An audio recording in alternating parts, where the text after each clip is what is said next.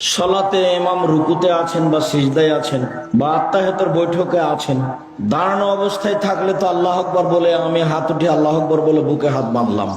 কিন্তু ইমাম যদি রুকু বা সিজদা বা সালাম বা আত্তাহিয়াতের বৈঠকে থাকে, তাহলে আমার অংশগ্রহণ করাটা কেমন হবে?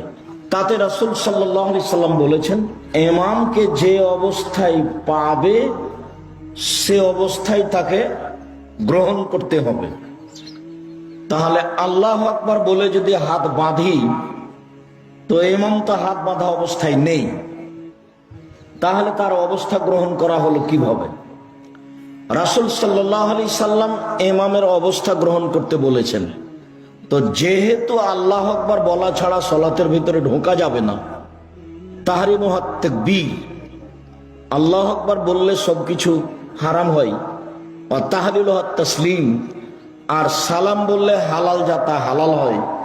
মানে সলাতের মধ্যে ঢোকার পদ্ধতি হলো আল্লাহু আকবার, আর সলাত থেকে বের হওয়ার পদ্ধতি হলো সালাম। তো আমাকে সলাতের মধ্যে ঢুকেই ইমামের অবস্থা গ্রহণ করতে হবে, অতএব বুকে হাত বাঁধতে হবে না। আল্লাহু আকবার বলে ইমামের অবস্থা গ্রহণ করতে হবে। রুকু হলে রুকু, সিজদা হলে সিজদা, আত্তাহিয়াত বা সালামের বৈঠক হলে সে অবস্থা গ্রহণ করতে হবে। কথা যেন খুব ভালোভাবে স্পষ্ট হয়। রাসূল সাল্লাল্লাহু আলাইহি সাল্লাম বলেছেন ইমামের অবস্থা গ্রহণ করতে হবে। তা আমি যদি আল্লাহু আকবার বলে বুকে হাত বাঁধি, তো ইমাম তো বুকে হাত বেঁধে নেই, উনি তো রুকুতে আছেন, তাহলে আমার রাসূলের কথা ফলো হলো না।